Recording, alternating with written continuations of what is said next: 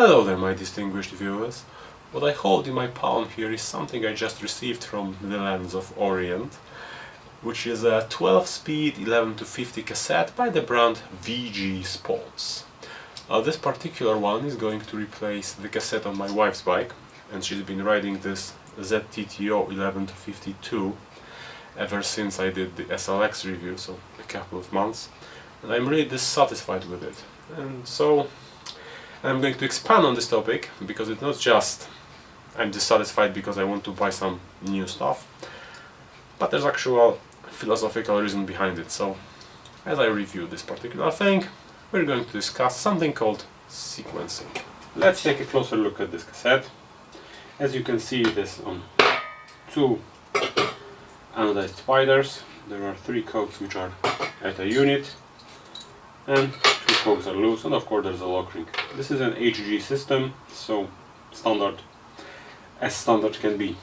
The sequencing is 11, 13, 15, 17, 19, 21, 24, 28, 32, 36, 42, 50. Essentially, the silver cogs are a 10-speed 1136 from Shimano. They are standard sequencing in that particular model. And the last 2, the black cogs, are simply an extension of range, and they are 42 and 50. Overall, the sequencing is pretty good. It's not perfect, but I'm going to complain about that in a minute. So, while we're at it and we have an occasion to do it, you are most likely wondering whether these cassettes come from a different source. And I think that most likely they don't. The first telltale sign is that the shifting ramp here on the VG Sports has a different shape than here on the ZTTO. The point being that if you have a forge and a single designer of your cassettes, you most likely are going to be repeating the same shape all over again, because once you design your shift gate, you don't want to change it, obviously. Since this is different than this one, they either come from 2 different factories of the same owner, or 2 completely different manufacturers. Another place where you can notice that this is most likely the case is, take a look at the anodizing. It is, I don't know whether the camera is going to show this, but it is quite pinkish here, but it is much more red on the VG Sports unit. As you can also see, the holes in the biggest cog have a completely different shape. This is more rectangular or more geometrical than here, which is more like a curve. Moreover, you can see that there are 4 rivets here, but there are just 2 here, and there are 5 cogs held to a spider here, and just 4 on this one. So the 2 biggest cogs on the ZTTO are held with 2 rivets on each arm of the spider, just one rivet here.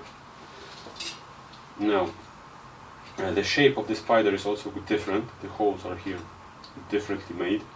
So I'm going to bet that these cassettes simply come from different manufacturers. One another detail, you'll notice that on the VG Sports unit, some rivets have letters stamped on them, most likely to mark which rivets come to which hole when assembling the cassette. And on ZTTO, all of them are plain. Which makes me believe that VG Sports and ZTTO are 2 brands, or 2 different manufacturers, and they simply sell their cassettes to other entities which brand them in a different manner. Although this also tells us that there are 2 makers of cassettes on AliExpress. So what's the finish? The manufacturing of the cassette is pretty good. The color here is uniform, there are no sharp edges anywhere. Well, the only point of contention here is that the cogs are at a different shade of silver, which might bother you or might not. It's gonna get dirty anyway. There are 2 problems with this cassette which make me kind of wonder whether I should start making a dispute on AliExpress. First of all, the lock ring here isn't standard. This cassette tool doesn't fit. This cassette tool doesn't fit. but this freewheel tool does, which means that there's something wrong with the tolerances here. That's not much of a problem. I can replace it anyway with something aftermarket. Another thing that bothers me, and I don't know whether this is just an optical illusion or I'm just getting old and blinder by the day, is that I think that this cog is at a different distance from this one than this one, which suggests that it is either bent or there is a shim, very thin, missing here, which should be here to equalize this. Now of course we all know that 12 speed is quite finicky to set up, so this might be a problem. Once I have it on a hub and I'm going to be trying to adjust it, I'll see whether this is a problem and I can compensate for it and whether I'm going to open it and dispute.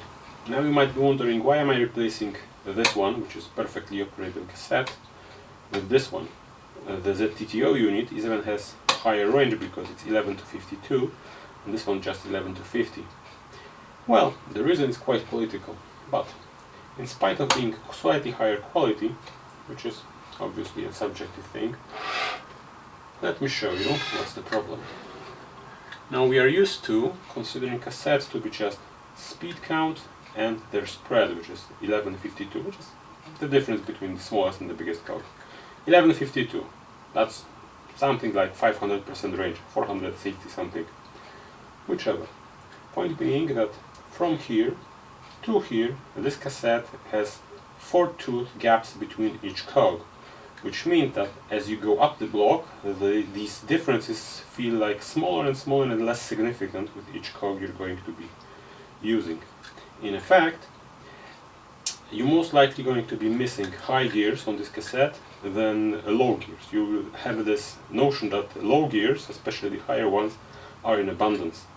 Moreover, which is a personal thing here, is that where we ride most of the time, my wife is using 13, 16, 20, 24. Essentially her 11 speed cassette degenerated into being 4 speed, sometimes 28, okay, 5 speed. And you know, if you're hulking a piece of equipment with yourself, you might be wondering whether it's worth to hulk. And the problem is that there are 702 reasons why you don't want this cassette on your bike. If this cassette was sequenced perfectly, then that wouldn't be a problem, because my wife would most likely use the 11 to the 28 range, and the rest would be just a reserve when we ride something more ambitious. So take a look at the VG Sports here.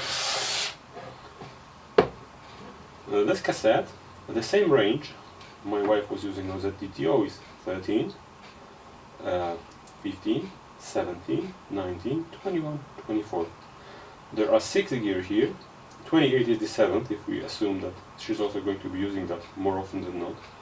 So of the 12 speeds she has at her disposal, she's going to be commonly using 7. That's 2 times better cassette utilization than the ZTTO, which is a reason enough to upgrade. Moreover, because it's 12 speed, obviously, it was possible to cram so many high speeds here. Now, this isn't perfect, because if it was perfect, you would have 11, 12, 13 sequence at the bottom, or at the top speed. But one can dream. One day I tell you. Anyhow, 12 speed, which is essentially 11, 36 in 10 speed plus 2 cogs.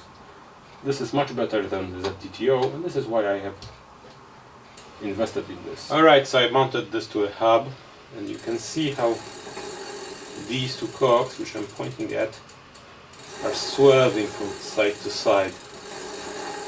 Now, on a 9 speed this wouldn't bother me, but it speaks volumes about the quality of this cassette. And considering this is 12 speed, this might prove to be an issue, because obviously tolerances for a 12 speed cassette need to be much tighter than on a 9 speed. Alright then, so I've been fiddling with it for the last hour or so, with trying to find the Goldilocks settings with the B-spring, the cable tension, and obviously the limit screws, and all the magical things you can do to make your derailleur work very well. And as you can infer from the tone of my voice, I'm not really happy with the result. but for the sake of reference, this is a 7100 series SLX. At the front I have 8100 series XT shifter. The chain is KMC X12. The front chain ring here is an DCAS 1138 tooth oval, which is mounted to an SLX crankset, and the boost chain line has been shifted by 6 mm to the inside. So technically speaking, I've got a neutral chain ring here. And the cassette obviously is the hero of our video today, which is the VG Sports 11-50, and this is how it operates.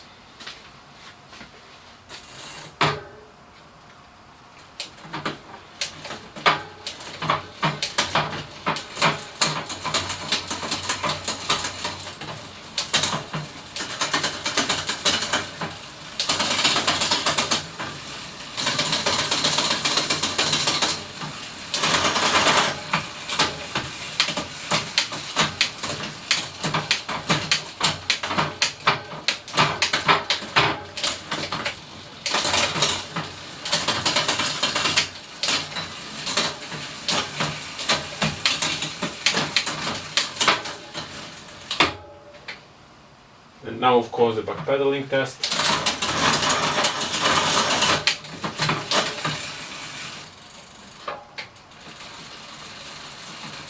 Doesn't drop on the 42. If you make a few turns, it drops from the 50.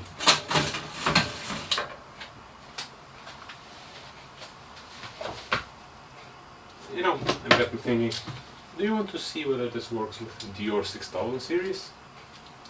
Well, of course you do. So, let's check it out. So here we are with the Dior, and let's check it out. Although, as you can imagine, it's probably not going to work very well. Doesn't shift? Okay, it does, it does.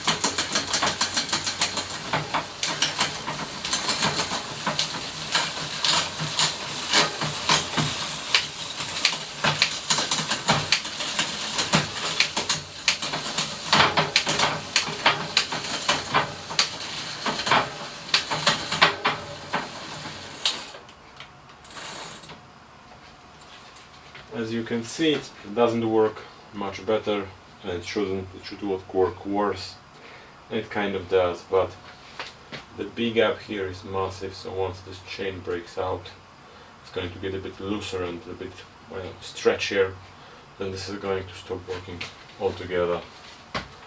Even now, it has trouble upshifting, and when I do the opposite, it does it very lazily. So, SLX it is. So, after spending a better part of an hour replacing a cable, replacing the housing, and essentially faffing about with it, I have come to the conclusion that the cassette is, well, not very good. I'm going to withhold my final conclusion about it once I get an SLX chain, because there might be some sort of weak incompatibility between the KMC chain, the cassette, and some other equipment. But I'm going to be cautious, and, well, as you can imagine, my hopes aren't high. So, I'm going to be riding this for the next few weeks, because I've got some further 12-speed plans for the next, well, couple of months. So I'm going to keep you posted. Hopefully it's going to break in and work much more smoothly than it does now, because for now it doesn't work very well. So, thank you for your attention. I hope to see you in the next video. I've got an Instagram and Facebook account, page, something. I'm going to link in the description. I'm going to post some, well, incomprehensible garbage there. I hope to see you next video, and if you like, don't forget to thumbs up. If you didn't like, also thumbs up, so I can do more of embarrassing myself, and I hope to see you in the next video.